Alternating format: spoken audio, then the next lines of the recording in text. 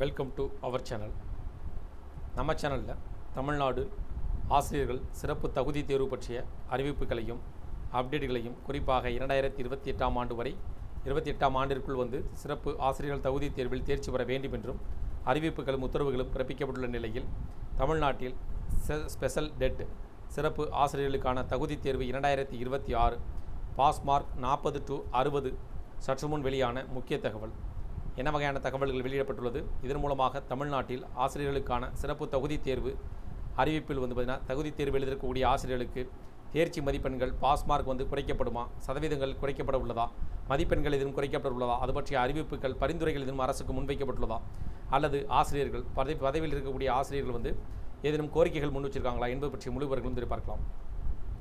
தமிழ்நாட்டில் பணியாற்றும் ஆசிரியர்களுக்கான தகுதி தேர்வில் தகுதி மதிப்பெண்ணை ஒரே மாதிரியாக 40% நிர்ணயிக்க வேண்டும் என தமிழக வாழ்வுரிமை கல்வி கட்சித் தலைவர் வேலுமுருகன் வலியுறுத்தியுள்ளார். இது தொடர்பாக அவர் வெளியிட்டுள்ள எக்ஸ் தள பதிவில் தெரிவித்திருப்பதாவது: ஆசிரியர் தகுதி தேர்வு தமிழ்நாட்டில் பணியாற்றும் ஆசிரியர்களுக்கான தகுதி பட்டியலினத்தவர் பழங்குடியினவர்களுக்கான தேர்ச்சி மதிப்பெண் 40%ஆகவும் பிற்படுத்தப்பட்ட பிரிவினர் மிகவும் பிற்படுத்தப்பட்ட வகுப்பினர் ஆகியோருக்கான தேர்ச்சி மதிப்பெண்கள் 50%ஆகவும் உயர்த்தப்பட்டதை ஒரே மாதிரியாக 40%ஆக நிர்ணயிக்க வேண்டும். கல்வி உரிமை சட்டம் கடந்த 2011ஆம் ஆண்டு நடைமுறைப்படுத்தப்பட்ட பிறகு இடைநிலை ஆசிரியர், பட்டதாரி ஆசிரியர் பணிகளுக்கு தகுதி தேர்வு நடத்தப்பட்டு அதில் வெற்றி பெற்றவர்கள் மட்டுமே பிற விதிகளை பின்பற்றி நியமிக்கப்படுகின்றனர்.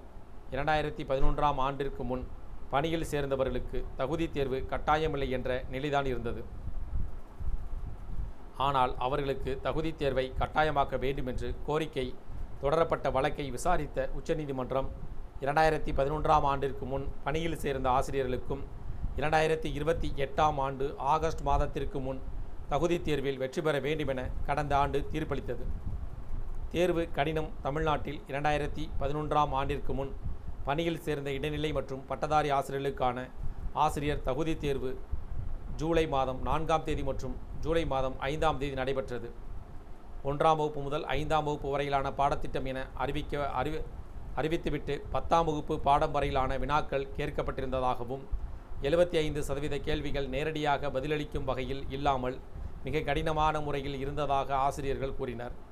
2026 ஜூலை 5ஆம் தேதி 2ஆம் தாள் தேர்வு பாதிக்கு மேல் கடினமாக இருந்ததாகவும் ஆசிரியர்கள் தெரிவித்துள்ளனர். தமிழ்நாட்டில் கடந்த ஆண்டு வரை ஆசிரியர் தகுதி தேர்வில் வெற்றி பெறுவதற்கு பொதுப்பிரிவினர் 60 மதிப்பெண்களும், அதாவது 100க்கு 90 மதிப்பெண்களும், இடஒதுக்கீட்டு பிரிவினர் 55%, அதாவது 150க்கு 82 மதிப்பெண்களும் பெற வேண்டும் என்று ஆணை பிறப்பிக்கப்பட்டிருந்தது.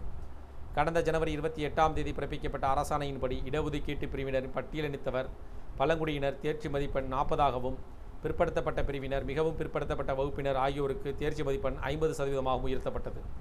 40% தகுதி மதிப்பெண்களை ஒரே மாதிரியாக 40% நிர்ணயிக்க வேண்டும். 1ஆம் வகுப்பு முதல் 5ஆம் வகுப்பு வரை பாடம் எடுக்கும் தொடக்க கல்வி ஆசிரியர்களுக்கு அதில் உள்ள பாடத்திட்டங்களை உள்ளடக்கி தனித்தேர்வு நடத்தப்பட வேண்டும்.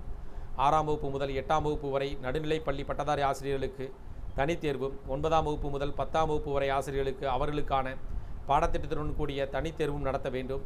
பாடத்திட்டத்தை அதிகாரப்பூர்வமாக அறிவித்து அதிலிருந்து விலகாமல் தேர்வுகள் நடத்த வேண்டும்.